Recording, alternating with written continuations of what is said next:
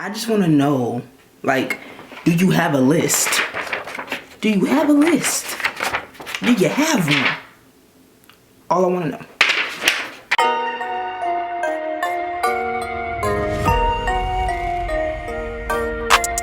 What's up, guys? Welcome to the club where everybody's welcome and anybody can join. If you are new to the club, welcome. And if you have been here, thank you for coming back. I'm really grateful that you clicked on this video, and I hope you decide to join by subscribing and turning on that bell so that you get notified whenever we have more club meetings. I made an executive decision and just decided to do no makeup this week because I started off Monday with no makeup. Why not finish it out with no makeup? My skin needs a break anyway. So today we are talking about the list. The list is so important, but yet it's not very important at the same time. Let me explain. So when I say the list is what you are looking for in a significant other. We are still in February, and even though Valentine's Day has passed, come and gone, I still wanted to give tips on singleness, and if you are in the phase that you are looking to get out of singleness, what you could do to help you reach that goal. The first thing, aside from the other stuff I already talked about, is making a list. I talked about making a list as a point in one of my other videos, but I really want to section, or I really want to focus on this video about the list. Why it's important and why it's not.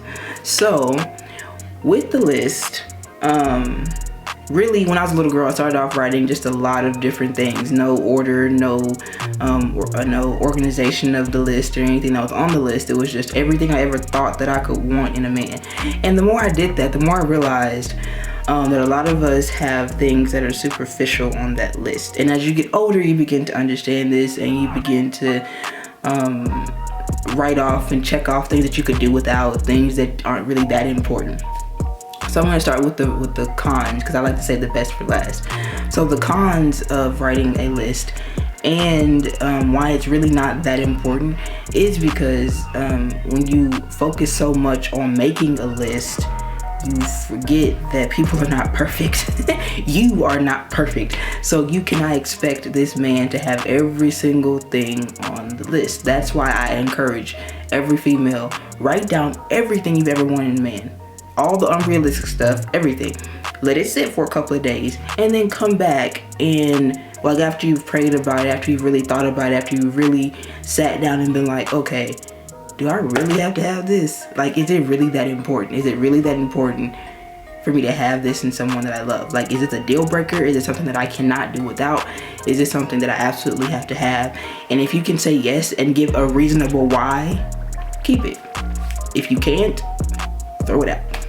It's that simple. As a believer, if you want to take it a step further to the spiritual realm, if it's something that is not going to build your characters, if it's something that's not going to build you up, if it's not something that you can build up, if it's not something that has to come already done, like example, if you want your man to have a sense of fashion, but he comes to you and he's not exactly fashion oriented, take him to the store, teach him how to dress, you know, that's fine. But if you come to me and you ain't got no hygiene, like your hygiene is trash, oh yeah, you listen.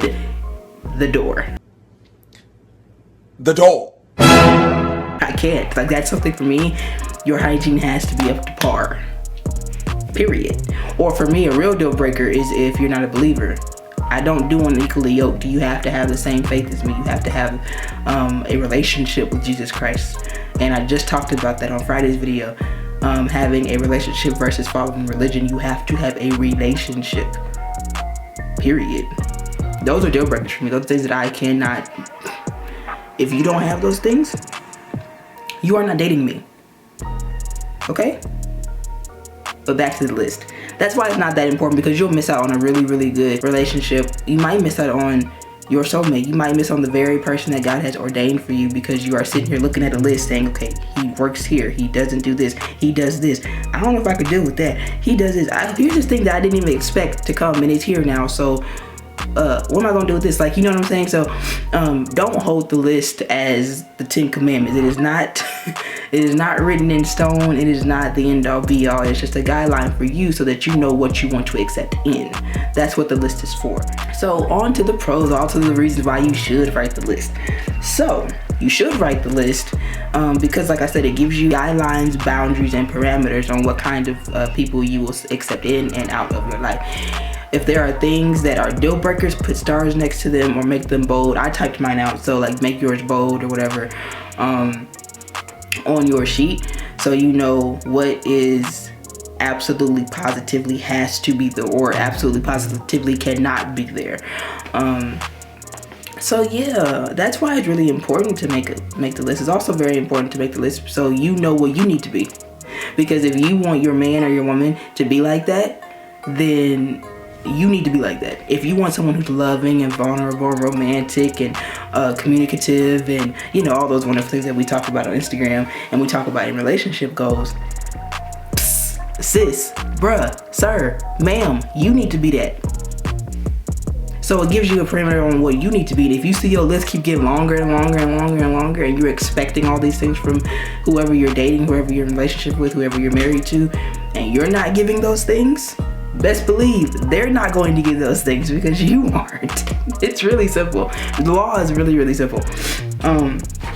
But I also would recommend that you do organize your list. Like for me personally, I have spiritual as one category, and then I have heart and mental stuff as literally heart and mental stuff.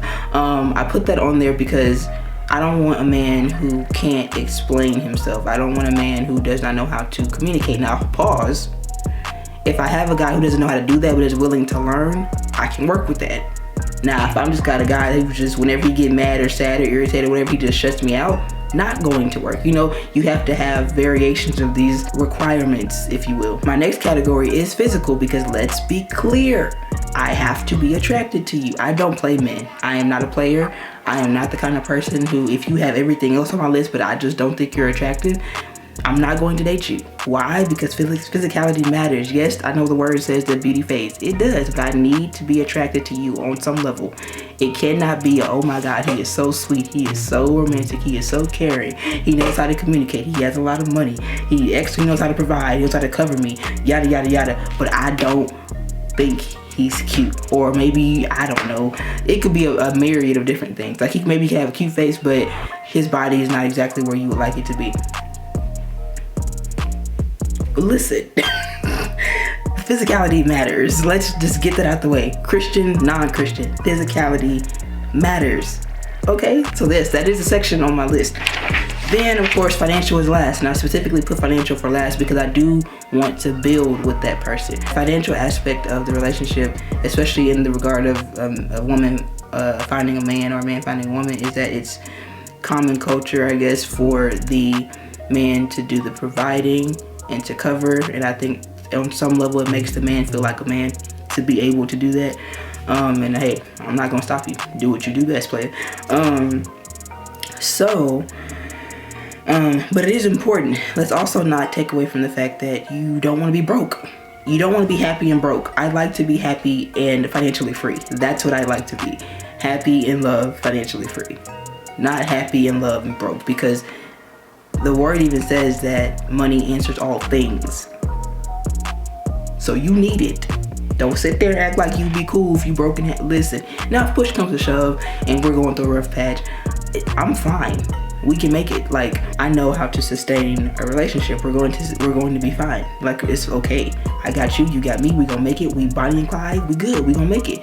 You know. But to say that that's just where you want to stay, no. What do I look like? No. If you also notice that spirituality was the first thing on my list, because if you have a personal relationship with Jesus and you are really building a personal relationship with Jesus and working out your soul salvation before you meet me and then we come together, all the other stuff is gonna fall in line. That's the thing I don't think people really understand. That's why it's important to have a list. My list used to be like 4 pages. I ain't even playing with you. Like 8.5 by 11 type 4 pages. And people ask me all the time, why are you single? One, I know who I am. I know whose I am. I know what I want, and I have not found it yet. That's really the truth of the matter. And that's okay. Sometimes you have to wait for what's good. Patience is a virtue. So make a list. I want to know if you guys have already made a list. When's the last time you changed it? When is the last time that you went back and looked at it over the course of your dating life, over the course of the last 2 years, when is the last time you really sat down and said, this is what I want to do? Do I still want this? Is this really what I want? And then also looking at the fact that if you need it, if you know you have jealous tendencies, do you really need a drop dead gorgeous dude? But that's another conversation. Whole other conversation for another time. So that's all for this video. Thank you so much for watching. If you enjoyed this video, do me a huge favor and let me know what you want to see from me down in the comments. Don't forget to like, comment, subscribe, turn on that bell so that you get notified whenever we have more club meetings. Until next time, I love you. Stay safe. I'm out.